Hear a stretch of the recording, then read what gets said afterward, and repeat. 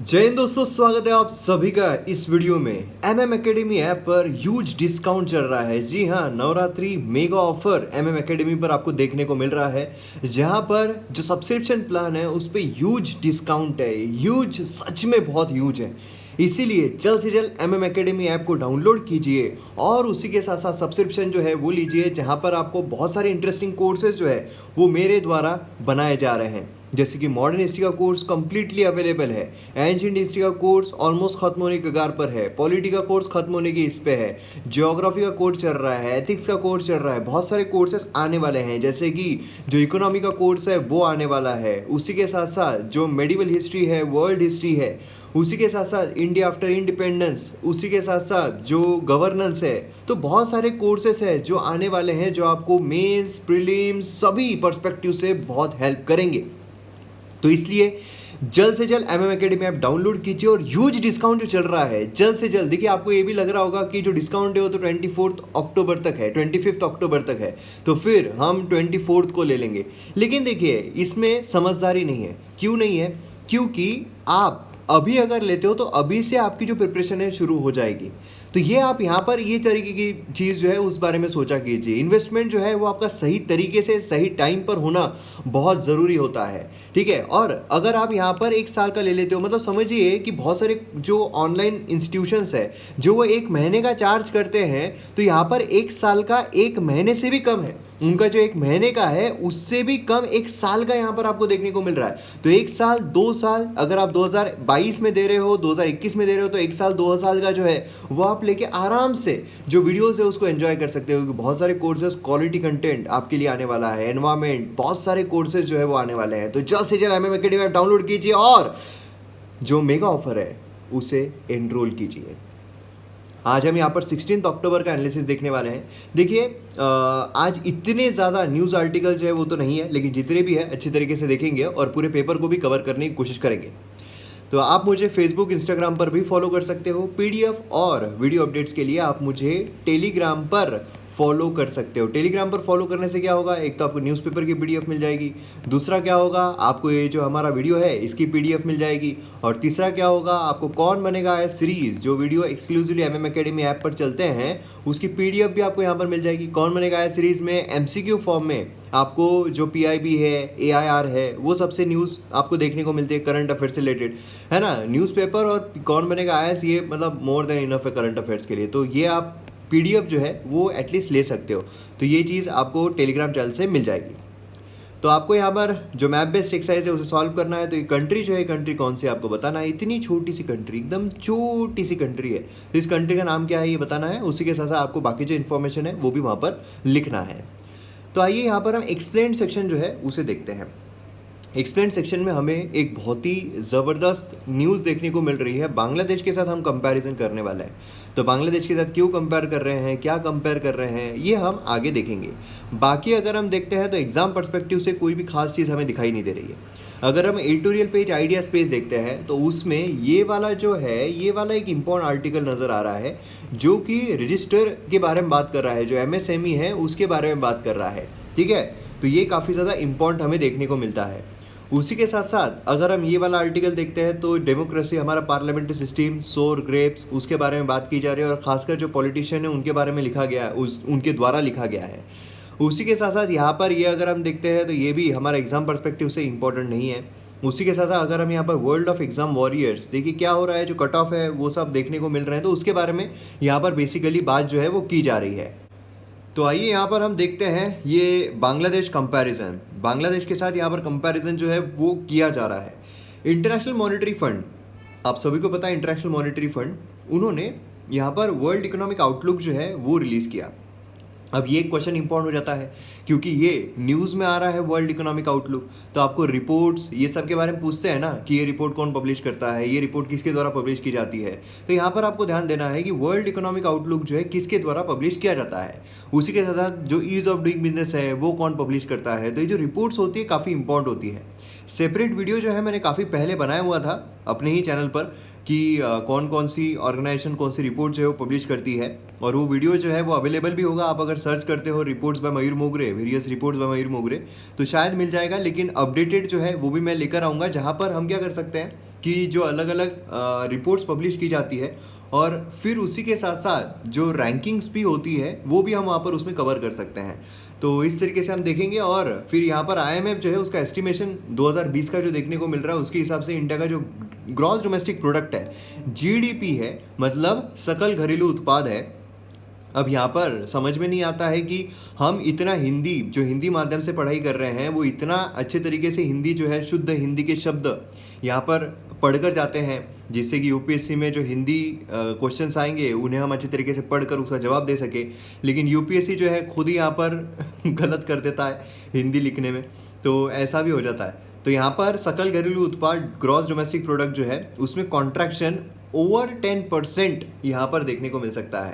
मतलब यहाँ पर कॉन्ट्रैक्शन जो है 4.5% से अब डबल 10% जो है वो यहाँ पर देखने को मिल सकता है। आप समझ सकते हो कितना भयानक कॉन्ट्रैक्शन जो है वो यहाँ पर प्रोजेक्ट किया गया है। अब यहाँ पर क्या हुआ है, ये जो कॉन्ट्रैक्शन है ये तो ठीक है, लेकिन ज़्यादा जो शॉकिंग चीज़ लगी है वो ये है कि पर कैपिटा इनकम जो है ऑफ एवरेज बांग्लादेशी सिटीजन ये ज़्यादा रहेगा by average per capita income जो एक एवरेज इंडियन सिटीजन का है। मतलब समझिए कि जो बांग्लादेश का सिटीजन है उसका पर कैपिटा इनकम ज़्यादा रहेगा इंडियन के कंपैरिजन। तो यहाँ पर ये जो है ये तो रिएक्शन हो गई इंडियन की, क्या बात कर रहे हो, ये वाली है ये बांग्लादेशी की, क्यों रे बाप रे, मतलब हम ज़्यादा कमाएंगे एक इंडियन से। तो ये चीज़ हमें यहाँ पर देखने को मिल रही है। पर कैपिटा इनकम क्या होता है, ये बहुत इंपॉर्टेंट होता है। हमने पहले भी देखा हुआ है कि ठीक है जीडीपी के मामले में इंडिया जो है काफ़ी आगे है ना, काफ़ी कंट्रीज से आगे हैं, काफ़ी कंट्रीज से आगे जा रहा है, लेकिन जो पर कैपिटा है उसमें हम बहुत ज़्यादा पीछे हैं। अगर हम चाइना की बात करते हैं उससे तो पीछे है ही, लेकिन बहुत सारे ऐसे हमारी सराउंडिंग कंट्रीज भी है जिसके कंपैरिजन में हम यहाँ पर कैपिटा इनकम में काफ़ी ज़्यादा पीछे हैं। पर कैपिटा इनकम काफ़ी इंपॉर्टेंट है, मतलब आप कितना कमा रहे हो उससे हमें पता चलता है कि एवरेजली एक इंसान जो इंडिया में कितना कमा पाता है। तो ये काफ़ी इंपॉर्टेंट है, ये इंपॉर्टेंट है ना, जीडीपी बढ़ने दो ना, मतलब हालांकि कनेक्शन होता है लेकिन फिर भी ज़्यादा इंपॉर्टेंट होता है पर कैपिटा इनकम की, इंडिविजुअल की ग्रोथ कैसी हो रही है, कि इंडिविजुअल कितना रईस वहाँ पर बन रहा है। ठीक है, तो ये चीज़ हमें यहाँ पर देखने को मिलती है। तो बांग्लादेश जो है वो वहाँ के जो सिटीजन्स है वो आगे निकल जाएंगे पर कैपिटा के मामले में, ऐसा यहाँ पर देखा जा रहा है। अब यहाँ पर जो दो इकोनॉमीज़ है उसकी जीडीपी अगर हम मतलब कंपेयर करते हैं तो इस तरीके से हमें देखने को मिलता है। जीडीपी ग्रोथ रेट अगर परसेंट वाइज देखते हैं तो इस तरीके से हमें देखने को मिलता है। रेड जो है वो किसका है, वो है इंडिया का, ब्लू जो है वो है बांग्लादेश का। तो यहाँ पर आप देख सकते हो जीडीपी है ना, तो इस तरीके से जो है वो ग्रो होती हुई हमको देखने को मिल रही। और उसी के साथ यहाँ पर जीडीपी पर कैपिटा अगर हम देखते हैं, हालांकि जीडीपी जो है, जीडीपी किस तरीके से है तो हमें इस तरीके की जीडीपी देखने को मिल रही है, लेकिन जीडीपी पर कैपिटा जब हम देखते हैं तो यहाँ पर आप देख सकते हो कैसा सडनली राइज जो है बांग्लादेश के वहाँ पर हमें देखने को मिला है। ठीक है, तो ये हमें देखने को मिलता है वर्ल्ड इकोनॉमिक आउटलुक रिपोर्ट जो है उसमें ये चार्ट बनाए गए हैं। अब पर कैपिटा इनकम जो है उसमें बाकी वेरिएबल भी होते हैं, मतलब ओवरऑल पॉपुलेशन बोलिए, है ना, ये मतलब क्या होता है, टोटल जीडीपी जो है टोटल पॉपुलेशन से डिवाइड किया गया, मतलब जितना भी यहाँ पर टोटल जीडीपी है, ठीक है, सकल घरेलू उत्पाद है, डिवाइड बाय यहाँ पर क्या कर दिया गया, पॉपुलेशन जो है वो यहाँ पर कर दी गई, और हमको क्या मिल गया, हमको यहाँ पर मिल गया पर कैपिटा इनकम, है ना। तो ये चीज़ हमें देखने को मिल रही है। अब इसमें फैक्टर कौन सा होता है, फैक्टर होता है भैया पॉपुलेशन का। अब फर्ज कीजिए कि यहाँ पर ऊपर 10 है, ठीक है, नीचे है 2, तो जवाब क्या आएगा, जवाब आएगा 5। अब यहाँ पर ऊपर 10 ही है, नीचे है 5, तो जवाब क्या आएगा, जवाब आएगा 2। कम हुआ कि नहीं है, कम हुआ ना, कम क्यों हुआ, क्योंकि नीचे की जो वैल्यू है इसका क्या हुआ, इसकी यहाँ पर बढ़ोतरी हो गई। तो अब इंडिया में क्या हुआ है, इंडिया में पॉपुलेशन जो है उसका विस्फोट हुआ या नहीं हुआ, है ना, तो यहाँ पर कम जो है वो दिखेगा या नहीं दिखेगा। तो यहाँ पर अगर आप देखोगे तो बांग्लादेश की जो इकोनॉमी है उसमें जीडीपी ग्रोथ रेट 2004 से हमें काफ़ी फास्ट होता हुआ हमें देखने को मिला है। ठीक है, और सेकंड अगर हम इसके पीछे कारण देखते हैं तो हमें देखने को मिलता है कि इंडिया की जो पॉपुलेशन है काफ़ी फास्टर ग्रो हुई है एज कम्पेयर टू बांग्लादेश। तो मतलब इंडिया का ये जो है ये काफ़ी ज़्यादा बढ़ गया। अगर बांग्लादेश का हम देखते हैं तो इतना ज़्यादा नीचे का नहीं बढ़ा। ठीक है, तो ये प्रॉब्लम हमें देखने को मिल रहा है, जिससे कि हमारी जो पर कैपिटा इनकम है वो कम और वहाँ की बांग्लादेश की जो है वो ज़्यादा होती हुई देखने को मिल रही है। तो ये दो कारण है, एक तो जीडीपी जो है, जनरली जीडीपी जो है वो भी उसका इंक्रीज हुआ है ना, मतलब ऊपर का जो पोर्शन है जो हमने यहाँ पर 10 लिया था ये यहाँ पर रैपिड इंक्रीज हुआ, यहाँ पर 15 हो गया है। अब नीचे का जो पोर्शन है वो यहाँ पर क्या हुआ है, ज़्यादा ग्रो ही नहीं हुआ है ना, ज़्यादा यहाँ पर बढ़ा ही नहीं, पॉपुलेशन बढ़ी नहीं है, तो फिर बट ऑब्वियस है कि यहाँ पर क्या होगा कि जो पर कैपिटा इनकम है वो ज़्यादा दिखेगा। लास्टली मोस्ट इमीडिएट फैक्टर अगर हम देखते हैं तो वो है इम्पैक्ट ऑफ कोविड-19 दोनों की इकोनॉमीज पर। इंडिया की जीडीपी जो है वो यहाँ पर काफ़ी कॉन्ट्रैक्ट हो रही है, और अगर हम बांग्लादेश की देखते हैं तो वो ग्रो हो रही है। तो ये फर्क भी हमें यहाँ पर देखने को मिल रहा है। अब देखिए, क्या पहले कभी ऐसा हुआ है 17-18 सालों में? जी हाँ, 1991 में अगर हम देखते हैं हमारी इकोनॉमी जो काफ़ी ज़्यादा क्रम्बल कर रही थी, हमारी इकोनॉमी काफ़ी ज़्यादा सफ़र कर रही थी।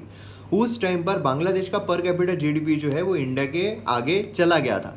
लेकिन फिर उसके बाद क्या हुआ, इंडिया ने जब एलपीजी रिफॉर्म अपनाया, मतलब लिबरलाइजेशन, प्राइवेटाइजेशन, ग्लोबलाइजेशन, उसके बाद से यहाँ पर काफ़ी फ़ायदा जो है वो इंडियंस को मिला, और फिर उसके बाद जो इंडियंस है वो आगे ही रहे हैं बांग्लादेश से हमेशा। अब यहाँ पर अगर आप देखोगे बांग्लादेश जो इतना प्रोग्रेस क्यों कर रहा है, मतलब उसकी जो जीडीपी है वो भी हमें इंक्रीज होती हुई देखने को मिल रही है, तो ऐसा क्यों हो रहा है? उसके पीछे कई कारण है। देखिए, काफ़ी सेवरल सोशल और पॉलिटिकल मैट्रिक्स जो है उसमें इसने काफ़ी छलांग जो है वो लगाई है, काफ़ी अच्छा जो है वो परफॉर्मेंस दिया है।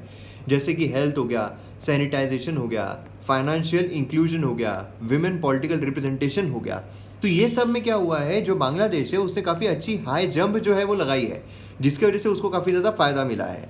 बांग्लादेश जो है वो इंडिया के कंपैरिजन जेंडर पैरिटी रैंकिंग बोलिए, हंगर इंडेक्स बोलिए, इसमें काफ़ी आगे भी है।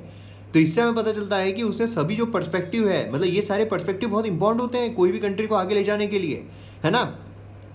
यहाँ पर आप देख सकते हो पॉवर्टी का जो प्रिविलेंस है, तो इसमें आप देखिए जो ब्लू है वो बांग्लादेश है और जो रेड है वो इंडिया है, किस तरीके से हमें देखने को मिल रहा है। वही अगर हम यहाँ पर देखते हैं इंडिकेटर्स, कौन कौन से इंडिकेटर्स हैं, इन्फ्लेशन अगर हम देखते हैं Bangladesh 5.8, India 3.8, current account balance, percent of GDP हम देखते हैं तो इतना इतना देखने को मिलता है, ठीक है। एचडीआर रैंक अगर हम देखते हैं तो 135 है, 129 है, ठीक है। उसी के साथ साथ लाइफ एक्सपेक्टेंसी देखिए 72 है और इंडिया की 69.4 है। उसी के साथ साथ यहाँ पर देखिए जो फीमेल लेबर फोर्स पार्टिसिपेशन है 36 है, वहाँ पर 20 है, ठीक है। और ease of doing business ranking वो तो 168 है, हमारा तो मतलब काफ़ी आगे है। उसी के साथ साथ हम यहाँ पर अगर देखते हैं तो हमें देखने को मिलता है जेंडर पैरिटी रैंकिंग, ठीक है। उनकी 50 थे, हमारे देखिए 112वीं रैंक है gender parity ranking. Global hunger ranking देखिए 75 है, हमारा 94 है। हमारे यहाँ पर ज़्यादा जो भूखे लोग हैं वो देखने को मिल रहे हैं, जो हंग्री लोग हैं वो देखने को मिल रहे हैं, और इसी वजह से जो पीस नोबेल पीस प्राइज़ है वो भी दिया गया ना, जो खाना देते हैं उनको, है ना। तो इस तरीके से हमें चीज़ें जो है वो देखने को मिलती है, तो बहुत इंपॉर्टेंट एस्पेक्ट है और बहुत इंपॉर्टेंट चीज़ है। तो यहाँ पर अब इम्पॉर्टेंट हो जाता है एग्जाम पर्सपेक्टिव से कि जो पर कैपिटा इनकम है वो क्या होता है, कैसे कैलकुलेट किया जाता है। उसी के साथ साथ जो अलग अलग रिपोर्ट्स है वो इम्पोर्टेंट हो जाती है, और जहाँ जहाँ पर बांग्लादेश इंडिया से आगे हैं वो रिपोर्ट्स इम्पॉर्टेंट हो जाती हैं, ठीक है। तो ये चीज़ आपको यहाँ पर ध्यान में रखना है। नेक्स्ट हम यहाँ पर आते हैं नज टूवर्ड्स फॉर्मलाइजेशन। अब यहाँ पर अगर हम देखते हैं तो फॉर्मलाइजेशन किसके बारे में बात हो रही है, एमएसएमई जो है उसके फॉर्मलाइजेशन की यहाँ पर बात की जा रही है। एमएसएमई का फॉर्मलाइजेशन देखिए, यहाँ पर क्लासिफिकेशन जो है वो नया क्लासिफिकेशन, नया रूल आया है एमएसएमई को कैसे क्लासीफाई करना है। एंटरप्राइज या फिर द उद्यम टर्म किया जा रहा है अंडर द न्यू उद्यम रजिस्ट्रेशन प्रोसेस, ठीक है। जो यहाँ पर आप ऑनलाइन जो है रजिस्ट्रेशन कर सकते हो सेल्फ डिक्लेरेशन पर, आपको अगर कोई भी एमएसएमई जो है वो अगर ये करना है, ठीक है। उसी के साथ साथ यहाँ पर अगर आप देखोगे तो उद्योग आधार मेमोरेंडम जो है वो यहाँ पर नोटिफाई किया जाता है जब आप पूरा भरते हो। अभी जैसे फॉर एग्जांपल एमएम एकेडमी है, तो एमएम एकेडमी का भी जब ऑनलाइन रजिस्ट्रेशन हुआ था तो इसी तरीके से स्टार्टिंग में तो इसी तरीके से सबको ऑनलाइन रजिस्ट्रेशन जो है करना पड़ता है एमएसएमई के लिए। फिर उसके बाद जो प्रोसेस है फ्री पेपरलेस, है ना, ये सारी चीज़ें हमें देखने को मिल रही है। एज ऑफ जनवरी यहाँ पर 86 लाख एमएसएमई जो है रजिस्टर्ड है यूएएम पोर्टल पर। 13.5% ऑफ द एमएसएमई यूनिवर्स, मतलब सोचिए कि इतने सारे हैं लेकिन 13.5% है। अब आप बोलोगे कि एमएसएमई जो है ये रजिस्टर्ड रहना ज़रूरी क्यों है, क्या होता है इससे। देखिए, आपके घर में मतलब फ़र्ज़ कीजिए कि बहुत सारे मेहमान आए हैं, ठीक है, बहुत मेहमान आए। अब कितने मेहमान आए हैं आपको पता ही नहीं है, ठीक है। अब आपको ये है कि बहुत सारे मेहमान आ गए हैं। अब आपको ऐसा बोला जाए कि चाय बना के लाओ मेहमानों के लिए, तो आप कितने कप चाय बनाओगे, कितने कप बनाओगे, उसके लिए आपको पता रहना चाहिए ना कि कितने टोटल लोग आए हुए हैं। आए हुए हैं अगर फ़र्ज़ कीजिए 70 लोग, लेकिन आपने अगर सिर्फ 50 जो है वही कप चाय बनाए तो फिर बाकी के जो लोग हैं उनको चाय मिल पाएगी क्या? नहीं मिल पाएगी, है ना? तो ये इसीलिए इंपॉर्टेंट होता है। मतलब अगर आपको पता रहे कि आपके घर में कितने मेंबर 70 आए हैं, बराबर आपने 70 जो है वो बना दिए, मतलब रिसोर्स एलोकेशन बहुत सही तरीके से होता है। उसी तरीके से गवर्नमेंट जो एमएसएमई है उनके लिए बहुत सारे ऑफर्स लेकर आती है, बहुत सारी चीज़ें लेकर आती है। तो वो उनको कैसे मिलेगा, कब मिलेगा, सभी को यूटिलाइजेशन कब मिलेगा? जब एक्चुअल में पता हो कितने एमएसएमईज है, 100 एमएसएमई है ये पता है, तो फिर हम यहाँ पर अच्छी तरीके से उनके हिसाब से रिसोर्सेज ला सकते हैं, उनके हिसाब से रिसोर्सेज जो है वो बना सकते हैं। इसलिए यहाँ पर बहुत ज़रूरी होता है रिलायबल और अपडेटेड इन्फॉर्मेशन जो है स्मॉल बिजनेस के बारे में, ये हमारे देश में अब्सेंट है, हमारे देश में नहीं मिलती है। ठीक है, बेसिक इन्फॉर्मेशन जो है रिगार्डिंग एमएसएमई यूनिट ये काफ़ी स्कैटर्ड है वेरियस डाटाबेस में, तो इसलिए यहाँ पर प्रॉब्लम जो है शुरू होते हैं। यूएएम बोलिए, एमएसएमई डाटा बैंक बोलिए, जीएसटीएन बोलिए, है ना, तो ये हमें देखने को मिलते हैं। अब यहाँ पर कैसा है कि जो जीएसटी है वो तो गुड्स के लिए 40 लाख के ऊपर जो उसको रजिस्टर करना पड़ता है, इसलिए जीएसटी वाला जो मामला है ये तो काफ़ी ठप बैठ जाता है कि जिसका भैया उतना चला गया है तो अपने आप वो रजिस्टर कर ही लेता है ना। लेकिन जो कोई क्राइटेरिया में नहीं बैठ रहे हैं, जैसे कि फर्ज कीजिए कि यहाँ पर गुड्स के लिए है, बरा गुड्स जो है उसका जो बिजनेस करते हैं उनके लिए वो 40 लाख, बाकी सर्विसेज जो है उनके लिए 20 लाख ही है। तो यहाँ पर जैसे कि जो एमएम एकेडमी है उसका रजिस्ट्रेशन जो है वो करना ही पड़ा, है ना। तो इस तरीके से क्या है, अब रजिस्ट्रेशन जब हो गया तो अकाउंटेबल हो गया है, पूरा का पूरा अकाउंटेबल हो गया है, पूरा जो भी जो एमएम एकेडमी का आ रहा है वो सब यहाँ पर अकाउंटेबल चीज़ हो जाती है ना। लेकिन सोचिए कि अगर कोई उस क्राइटेरिया में बैठ नहीं रहा है, कोई भी क्राइटेरिया में नहीं बैठ रहा है, तो रजिस्टर करेंगे क्या? नहीं करेंगे, एकदम स्टार्टिंग में रजिस्टर करेंगे ही नहीं। तो ये चीज़ हमें यहाँ पर देखने को मिलती है, यहाँ पर इस तरीके प्रॉब्लम जो है वो क्रिएट हो जाते हैं। ठीक है, तो ये चीज़ काफ़ी इंपॉर्टेंट है। डेटाबेस जो है इसमें पूरी इंफॉर्मेशन स्टोर रहना बहुत ज़रूरी होता है, जो कि एमएसएमई की नहीं मिलती है। अब उसी के साथ यहाँ पर प्रायोरिटी सेक्टर लेंडिंग गाइडलाइंस जो है वो देखने को मिलती है। प्रायोरिटी सेक्टर लेंडिंग क्या होता है, पीएसएल क्या होता है कि अगर पर्टिकुलरली 100 रुपये जो है बैंक के पास डिपॉजिट में आ रहे हैं और उनको अगर समझ लीजिए 100 रुपये लोन में घुमाने हैं, उसमें से 40 रुपये जो है वो उनको पीएसएल में अगर देना पड़े, मतलब कि जो प्रायोरिटी सेक्टर्स होते हैं, एग्रीकल्चर बोलिए, एमएसएमई बोलिए, प्रायोरिटी सेक्टर्स है, इनको ज़्यादा पैसों की ज़रूरत पड़ती है। अब यहाँ पर रिस्क भी होती है। एग्रीकल्चर में अगर आप देखोगे वो वापस कर पाएंगे या नहीं, जो ये होता है जो एमएसएमईज होती है वहाँ पर रिस्क होती है कि वो वापस कर पाएंगे या नहीं, है ना। तो बैंक वहाँ पर अवॉइड करेगी, अगर उनको प्रेशराइज नहीं किया जाए बैंक उनको नहीं देगी, बैंक जो है बड़े बड़े उद्योगपतियों को देगी। अब यहाँ पर इनको मिल जाए, इसलिए प्रायोरिटी सेक्टर लेंडिंग जो है वो लाया जाता है कि भैया आपको यहाँ पर 40 इनको देना ही पड़ेगा। अब ये अगर आप 40 नहीं दे पाए, अगर आपने सिर्फ 30 ही दिया, तो फिर ये जो पैसा है ये नाबार्ड के पास चला जाएगा, नाबार्ड जो है वो हमारे गवर्नमेंट प्रोजेक्ट में इस्तेमाल करेगी। तो बैंक बोलती है यार ठीक है, उसमें तो इतना लंबा चला जाएगा, गवर्नमेंट के हाथ में पैसा देना मतलब समझ लो कि उसके हाथ में वो देना है। ठीक है, तो इसलिए यहाँ पर ये बिल्कुल सही नहीं है। तो ये क्या करते हैं, कोशिश पूरा का पूरा जो पीएसएल है उसी में पैसा देने की कोशिश करते हैं, जिससे कि जो छोटे छोटे उद्योग है, एग्रीकल्चर है, उनको भी यहाँ पर मिल जाता है। तो ये भी काफ़ी इंपॉर्टेंट है। नीचे देखे में से कौन कौन से प्रायोरिटी सेक्टर लेंडिंग में आते हैं, ये भी आपको पता रहना बहुत ज़रूरी है। फ्रॉम अप्रैल 1 2021 उद्यम रजिस्ट्रेशन जो है ये ओनली वैलिड प्रूफ रहेगा जो एमएसएमई उसको रिकॉग्नाइज करने के लिए, उसकी डेफिनेशन है उसके लिए। तो फिर यहाँ पर अगर आपका रजिस्ट्रेशन नहीं है तो हमको एमएसएमई के जो बेनिफिट्स है वो नहीं मिल सकते हैं। ठीक है, तो ये काफ़ी एक इंपॉर्टेंट चीज़ हमें देखने को मिलती है। अब यहाँ पर क्या है कि जो एमएसएमई है उसकी वेरीफाइड इंफॉर्मेशन रहना, है ना, ये काफ़ी इंपॉर्टेंट है। जैसे मैंने आपको कहा कि गवर्नमेंट तब जाकर यहाँ पर फॉर्मल इसमें उनको ला सकती है, अगर फॉर्मल इसमें एमएसएमई आता है तो फिर फॉर्मल इकोनॉमी में उनको ज़्यादा बेनिफिट होगा। हमारे यहाँ पर हमने देखा हुआ है कि बहुत सारे लोग इनफॉर्मल इकोनॉमी में काम कर रहे हैं, इनफॉर्मल इकोनॉमी हमारे यहाँ पर चल रही है ना। जो डीमोनेटाइजेशन हुआ था, हमारे पास जिनका डेटा था उससे हमें पता चल रहा था इतना कोई फ़र्क नहीं पड़ा है, लेकिन ज़्यादा से ज़्यादा लोग यहाँ पर इनफॉर्मल इकोनॉमी में काम करते हैं। इनफॉर्मल इकोनॉमी करते हैं तो उनको यहाँ पर कैश क्रंच हुई, ज़्यादा नुकसान जो है वो झेलना पड़ा, है ना। उसी के साथ कोविड की अगर हम बात करें तो कोविड में जो हम बोल रहे हैं कि हमारा वी शेप्ड रिकवरी, फलाना रिकवरी, ढलाना रिकवरी, तो ये जो रिकवरी है ये भी उन्हीं का पता चलेगा ना जिनका रजिस्ट्रेशन हुआ है, जिनके बारे में हमको इन्फॉर्मेशन है, जो फॉर्मल इकोनॉमी में है। लेकिन मैक्सिमम लोग जो है वो तो इनफॉर्मल इकोनॉमी में है, तो उनको कितना नीचे जा रहे हैं वो हमारे पास डेटा अवेलेबल नहीं। तो ये प्रॉब्लम्स आते हैं। तो जितना ज़्यादा फॉर्मल इकोनॉमी रहेगी उतनी ही ज़्यादा अच्छे तरीके से उनकी देखभाल जो है वो की जा सकती है। तो आइए यहाँ पर हम जो न्यूज़पेपर है उस पर एक बार नज़र डाल लेते हैं। तो यहाँ पर अगर हम फ्रंट पेज देखते हैं तो हमें यहाँ पर देखने को मिलता है कि सेंटर ने बोला है will borrow to make up for states GST shortfall. GST shortfall, अब जीएसटी शॉर्टफॉल के बारे में थोड़ी इंफॉर्मेशन हम देख लेते हैं।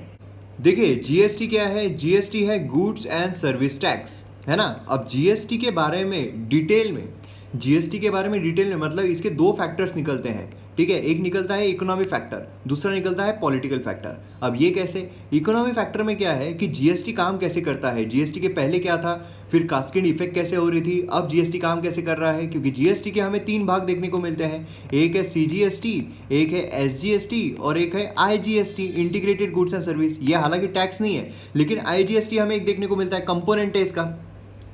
अब ये हो गया पूरा इकोनॉमी भाग। फिर पॉलिटिकल इसमें हमें देखने को मिलता है जीएसटी काउंसिल, है ना, जीएसटी काउंसिल।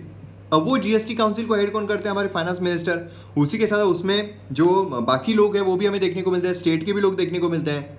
और ये जीएसटी काउंसिल जो है ये हमारी कॉन्स्टिट्यूशनल बॉडी है, संवैधानिक बॉडी है ना। हमारे आर्टिकल में उसका जिक्र जो है वो देखने को मिलता है, तो इसलिए वो संवैधानिक बॉडी हो जाती है। अब इसमें क्या होता है, इसमें जो चीज़ें हैं वो देखी जाती है कि भैया कौन सी चीज़ किस में डालनी है, कौन सा क्या करना है, कौन से स्लैब में रखना है, अलग अलग स्लैब दिए हुए हैं।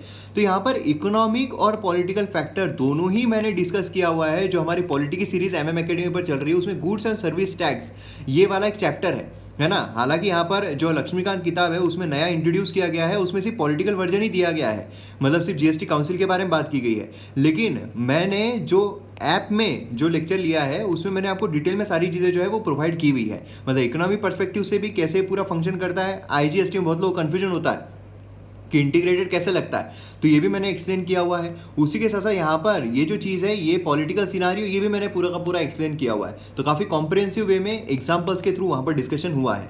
तो जीएसटी काउंसिल की जब हम बात करते हैं तो उसमें अभी यहाँ पर निर्णय जो है क्या लिया जा रहा है, क्योंकि पहले अगर हम स्टेट देखते हैं, क्योंकि ये फेडरल स्ट्रक्चर को चेंज कर रहा था, क्योंकि पहले अपने जो राज्य है वो अपना अपना वैट जो है वो लगा रहे थे, अपने अपने टैक्सेस लगा रहे थे, लेकिन इसको मर्ज करके जीएसटी जो है उसे लाया गया। अब जीएसटी को जब लाया गया तो फेडरल स्ट्रक्चर जो है उसको ये हैम्पर कर रहा था, चेंज कर रहा था।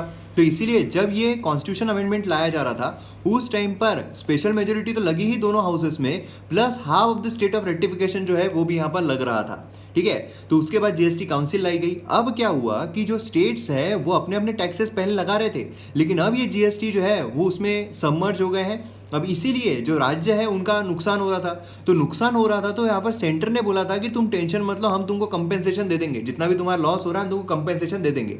लेकिन जीएसटी आ ही नहीं रहा था गवर्नमेंट के पास। अभी जो कोविड हुआ है उसकी वजह से तो कुछ खरीदी वरीदी हुई नहीं ना, जीएसटी सेंटर के पास गया नहीं, उनकी जो तिजोरी वो खाली होती जा रही है। तो इस वजह से उन्होंने ये किया कि भैया कैसे देंगे, कंपेंसेशन काफ़ी ज़्यादा पड़ा हुआ था। लेकिन अब उन्होंने यहाँ पर बोल दिया है कि नहीं, बहुत हो गई मारामारी, अब यहाँ पर हम देंगे कंपेंसेशन सारे राज्यों को, ठीक है। ये चीज़ हमें यहाँ पर देखने को मिल रही है।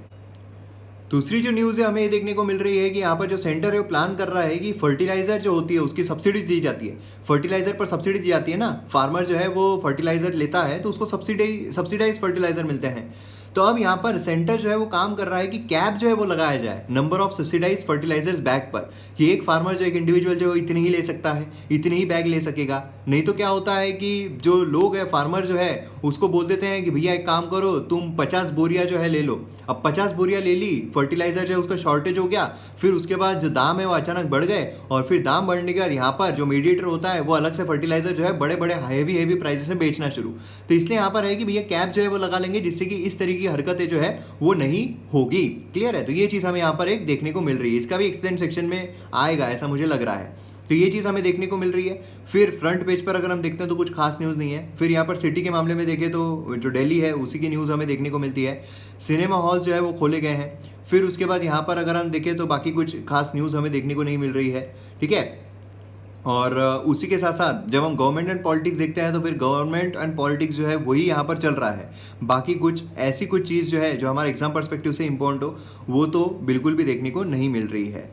और उसी के साथ साथ यहाँ पर आप ये एक चीज़ देख सकते हो कि इंडिया में air pollution and high blood pressure ये टॉप 5 रिस्क फैक्टर में है डेथ के 2019 के लैंसेट की रिपोर्ट के हिसाब से हमें देखने को मिलता है। तो ये भी चीज़ काफ़ी ज़्यादा इंपॉर्टेंट है, आपको ये क्वेश्चन सीधा आ सकता है। यहाँ पर आप देख सकते हो कि एयर पोल्यूशन जो है कॉन्ट्रीब्यूशन एस्टिमेटेड 1.67 मिलियन डेथ, ठीक है। High blood pressure 1.47 million death. तो आप समझ सकते हो कितना ज़्यादा यहाँ पर डेथ जो है वो एयर पोल्यूशन की वजह से हो रहा है। तो एयर पोल्यूशन को हमें हल्के में जो है वो नहीं लेना चाहिए। और उसी के साथ साथ यहाँ पर अगर हम एडिटोरियल आइडिया तो वो देख लिया है। उसी के बाद यहाँ पर अगर हम दूसरा पेज देखते हैं तो इसमें भी कुछ खास न्यूज़ जो है वो हमें देखने को नहीं मिल रही है। और मैं हमेशा आपको ये रिकमेंड करूंगा कि जो आप न्यूज़पेपर होता है वो सुबह मत पढ़ा कीजिए, वह आप दोपहर में पढ़ा कीजिए, शाम को पढ़ा कीजिए। उसके पीछे का कारण ये है कि आपको बहुत सारे ऐसे डिस्टर्बिंग न्यूज़ जो है न्यूज़पेपर के थ्रू देखने को मिलती है। तो इसलिए क्या है कि सुबह सुबह आप डिस्टर्बिंग न्यूज़ पढ़ो, वही चीज़ आपके दिमाग में रहे, है ना। तो बेटर है कि आप शाम को या दोपहर में पढ़ो, जिससे कि आप सुबह आपकी पढ़ाई जो है वो कर पाओ, प्रोडक्टिव निकले, बहुत ज़्यादा प्रोडक्टिव निकले वो चीज़, ठीक है।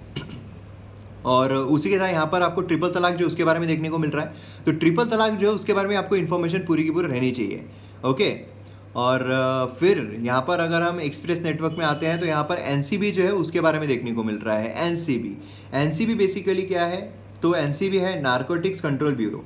नारकोटिक्स कंट्रोल ब्यूरो के बारे में मैंने आपको पहले ही बताया हुआ है। जब रिया चक्रवर्ती जो है उनको अरेस्ट किया गया था उस टाइम पर भी हमने देखा था। नारकोटिक्स कंट्रोल ब्यूरो के बारे में अगर हम देखते हैं तो ये कॉन्स्टिट्यूट किया गया था गवर्नमेंट ऑफ इंडिया के द्वारा। कब किया गया था, मैं रिवीजन करवा रहा हूँ आपकी, मेरे साथ साथ बोलिए, रिवीजन करना है हमें, ठीक है। कब किया था, 1986 में किया गया था, ठीक है। Narcotics drugs and psychotropic substance act 1985 के तहत ये मिनिस्ट्री ऑफ किस में आती है, मिनिस्ट्री ऑफ होम अफेयर्स में आती है ना। उसी के साथ साथ अगर हम देखें कौन से आर्टिकल पर बेस्ड है, तो हमारे डीपीएसपी का जो आर्टिकल है 47 उस पर ये बेस्ड हमें देखने को मिलती है। तो ये कुछ इन्फॉर्मेशन आपको रहनी चाहिए। नेक्स्ट यहाँ पर हमें ये देखने को मिलता है, मतलब ये देखिए जो गांधी क्रीव है ये हमें देखने को मिल रही है। गांधी मूवी, अगर मैं आपको बताऊँ, गांधी मूवी बहुत ही ज़बरदस्त है। मैं मतलब मॉडर्न हिस्ट्री का जब मैंने कोर्स एमएम एकेडमी पर चलाया, मॉडर्न हिस्ट्री का कोर्स, हालांकि अभी तो पूरा कंप्लीट हो चुका है मॉडर्न हिस्ट्री का, तो जब मॉडर्न हिस्ट्री का कोर्स मैंने चलाया था उसमें कैरेक्टर जो है फ़ोटोज़ मैंने इनके इस्तेमाल किए थे, अगर आपको याद हो। और उस टाइम पे मैंने आपको बताया भी था कि स्टोरी जो है काफ़ी अच्छी है। मतलब आप जब एमएम एकेडमी के जो मॉडर्न हिस्ट्री के लेक्चर्स है वो एक बार कंप्लीट कर लो, तो फिर उसके बाद ये मूवी आप एक बार ज़रूर देखिए। उससे क्या होगा, आपका जो आइडिया है वो अच्छा तरह क्लियर हो जाएगा, ठीक है। तो ये भी काफ़ी इंपॉर्टेंट चीज़ हमें देखने को मिलती है, क्लियर है। फिर उसके बाद बाकी कोई खास चीज़ हमें नज़र नहीं आ रही है। और वर्ल्ड में अगर हम देखें, थाईलैंड जो है वहाँ पर इमरजेंसी डिक्लेयर की गई है क्योंकि स्टूडेंट जो है काफ़ी ज़्यादा प्रोटेस्ट कर रहे हैं। और उसी के साथ साथ यहाँ पर अगर आप देखोगे तो जो प्रोटेस्टर्स हैं वो क्यों प्रोटेस्ट कर रहे हैं, तो देखिए यहाँ पर प्रोटेस्टर्स बेसिकली जो किंग है, जो राजा है, क्योंकि वहाँ पर राजा हमें देखने को मिलता है, राजा की जो कॉन्स्टिट्यूशनल पावर है इंक्रीज जो की गई थी उसमें रिवाइज करने के यहाँ पर जो चीज़ है वो बोल रहे हैं, ठीक है। मतलब यहाँ पर कैसा है कि increase the Kings constitutional power made the year after he succeeded his father, ठीक है। उसी के साथ प्रो डेमोक्रेसी एक्टिविस्ट जो है उन्होंने यहाँ पर बोला है कि भैया कि अब यहाँ पर जो रॉयल रूल है वो एंड होना चाहिए। एब्सोल्यूट रॉयल रूल जो है, मतलब एब्सोल्यूट, यहाँ पर राजा बोले दाढ़ी हाले, वो यहाँ पर खत्म जो है वो हो गया है, ठीक है। तो फिर अब उसके बाद फिर से यहाँ पर आप इस तरीके से उनको पावर जो है वो देने की कोशिश कर रहे हो, इतनी ज़्यादा यहाँ पर किंग जो है उसको यहाँ पर ही बनाने की कोशिश कर रहे हो, तो फिर ये गलत हो जाता है, ठीक है।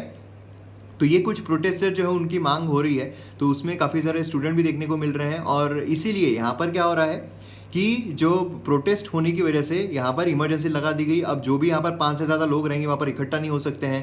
तो ये सारी चीज़ें हमें देखने को मिल रही है। तो डिटेल में थाईलैंड में जो प्रोटेस्ट हो रही है उसके बारे में डिटेल में आप देखें, क्योंकि उस पर भी आर्टिकल आएगा, तो आप बिल्कुल टेंशन मत दीजिए, वो भी होने वाला है, ओके। फिर बाकी अगर हम इकोनॉमी देखते हैं तो उसमें भी यहाँ पर सेंसेक्स जो है वो प्लंज हो रहा है। उसी के साथ साथ हमें बाकी जो चीज़ें हैं वो हमने ऑलरेडी देखी है, मैंने आपको बताया हुआ है।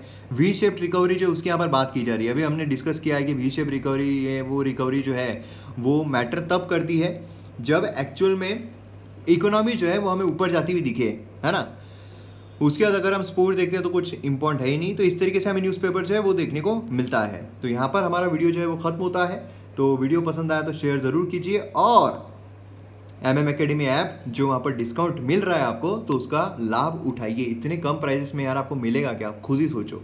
और highest quality content, demo lectures available है, देख लो फटाफट। मिलते हैं अगले वीडियो में। जय हिंद।